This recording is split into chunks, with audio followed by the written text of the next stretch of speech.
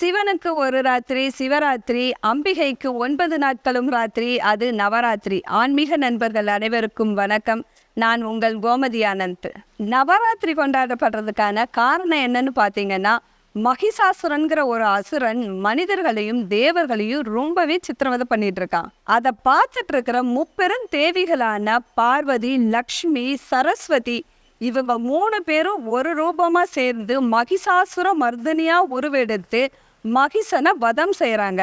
மகிஷாசுர மர்தினி மகிஷாசுரனோடு போரிட்ட அந்த 9 நாட்களைத்தான் நாம நவராத்திரி திருவிழாவா கொண்டாடுறோம். மகிஷாசுரனை வதம் செய்த 10வது நாளைத்தான் நாம விஜயதசமியா கொண்டாடுறோங்க.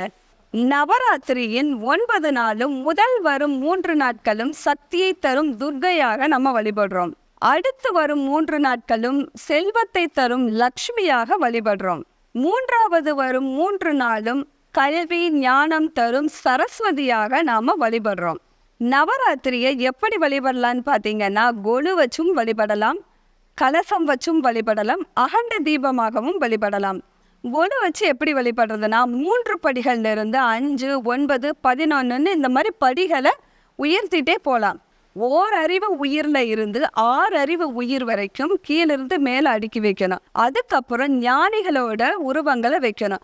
அதற்கப்புறம் தேவர்களோட உருவங்களை வைக்கணும். அதற்கு பிறகு தெய்வங்கள், அதாவது லக்ஷ்மி, சரஸ்வதி, பார்வதி இவங்களோட படங்களும் மற்ற தெய்வங்களோட படங்களும் வைக்கலாம்.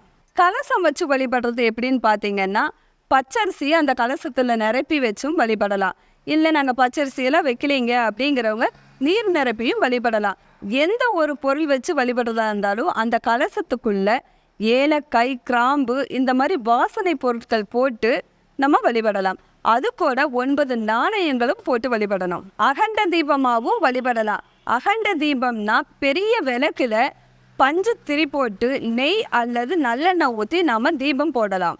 இது எதுவுமே எங்களால் முடியாதுங்கிறவங்க நம்ம வீட்டில் ஏதோ ஒரு அம்பாலோட படம் இருக்கும் இல்லைங்களா, அந்த படத்துக்கு நம்ம வீட்டிலையே இருக்கிற ஒரு செம்பருத்தி பூ, அந்த பூவை வச்சு விளக்கு போட்டு நாம் அம்பாளுக்கு விளக்கேற்றி சாமி கும்பிடலாம். அம்பாள் ரொம்ப சந்தோஷப்படுவாங்க. இவ்வளவு நேரமும் நாம் நவராத்திரியோட வழிபாட்டு முறைகளை பார்த்தோம். இப்போ நவராத்திரியோட 9 நாளும் எந்தெந்த தேவியரை வழிபட போகிறோம், எந்த விதமான கோலம் போட போகிறோம், என்ன நிறத்தில் ஆடை அணிவிக்க போகிறோம், என்ன நெய்வேத்தியம் செய்ய போகிறோம், என்ன மலர் கொண்டு அலங்காரம் பண்ண போகிறோம், எந்த இலைகளால் அர்ச்சனை செய்ய போகிறோங்கிறத இப்போ பார்க்க போகிறோம். நவராத்திரியின் முதல் நாளான 22/9/2025 அன்று அம்பிகை மகேஸ்வரியாக வர்றாங்க. அவங்களுக்கு போடக்கூடிய கோலம் பொட்டு கோலம். மலர்கள் என்னன்னு பார்த்தீங்கன்னா, மல்லிகை, அர்ச்சனை பண்ணக்கூடிய இலை வில்வ இலை. அவங்க அணிஞ்சிருக்கக்கூடிய புடவையின் நிறம் என்னன்னா வெண்மை நிறம்.